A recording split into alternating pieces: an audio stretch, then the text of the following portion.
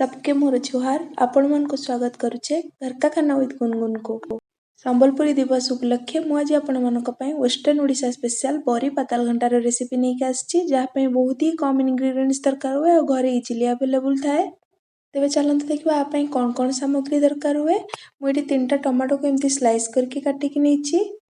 मुझे बड़ी 4टी नहीं, कंचा लंका 4 ରୁ 5टी नहीं और मझे एमती टिके काटी देछि। मुझे रसुणर कला 6 ରୁ 7टी नहीं, भृषंग पत्र 5 ରୁ 6टी नहीं, सोरिष नहीं, हल्दी पाउडर नहीं, लुण स्वाद अनुसार देवे। मुझे सोरिष तेल नहीं, आपड़ चाहिए रिफाइन तेल भी यूज करेंगे कि सोरिष तेल टेस्ट बहुत भल आसता है। मुझे पानी हाफ ग्लास नहीं। एबे चलते देखा है केमती बना जीवो। मु गैस ऑन करके गैस रोटे कड़े बसई देछि। कड़े गरम होला परे सेटरे मु 2 चम्मच तेल दे दोछि और सेतरे हम जो बड़ी नेतले ताको टिके फ्राई कर दबा।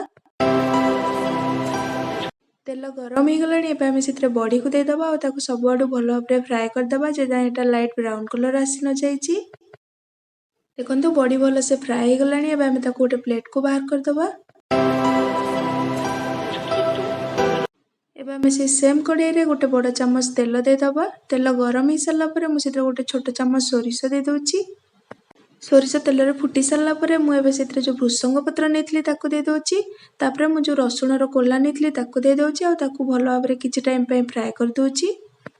आ एई टाइम रे गैस रो फ्लेम लो मीडियम ही रखिबे नले रसुण कोला गुडा पोड़ी जिवो। तापर मु सेतरे जो कंचा लंका नहीं ताको ऐड कर दोछि और ताको किछि सेकंड पे फ्राई कर दोछि। एबे हमें से जो टमाटो को काटिकी रखते ताको ऐड कर दबा और सबको भलो भाबरे मिक्स कर दबा। तापर मु सेतरे स्वाद अनुसार लुण और 1/4 टीस्पून हल्दी पाउडर दे दोछि और सबको भलो भाबरे मिक्स कर दोछि। आशा करूछि मोर ए बरी पातालघंटार रेसिपी आपण मान को निहाती भल लागिवो। भल लागिले लाइक कर देबे, आपण मान को फैमिली और फ्रेंड्स को सहित शेयर कर देबे और सब्सक्राइब कर साला परे ता पकते बेल आइकन को प्रेस कर देबे जहा द्वारा आपण मो चैनल रिलेटेड वीडियो फर्स्ट पाई परिबे।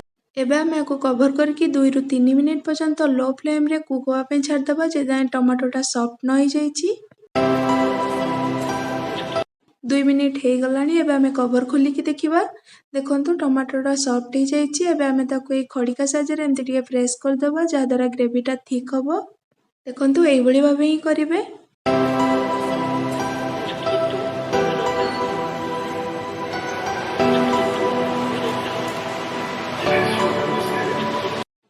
एबे मु सेतरे हाफ ग्लास पानी ऐड कर दोछि और सबको भलो भाबरे मिक्स कर दोछि। तापरे मु गैस रो फ्लेम को लो मीडियम कर दोछि और ताको कवर करके आउ 2 मिनिट पर्यंत कुक होवा पे छाड़ी दोछि। कवर करके कुक करले जल्दी बॉयल आस जिवो।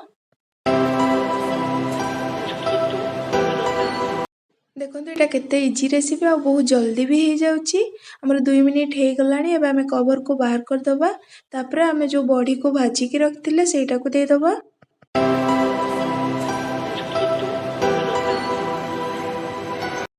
तापरे हमें भलो भाबरे मिक्स कर दबा। तापरे हमें ताको कवर करके आउ 1 ରୁ 2 मिनिट पर्यंत ताको कुक करिया पे छाड़ दबा जहा द्वारा बॉडीटा हमर टिके नरम हे जिवो। एबे हमें गैस रो फ्लेम को लो मीडियम ही रखिबा।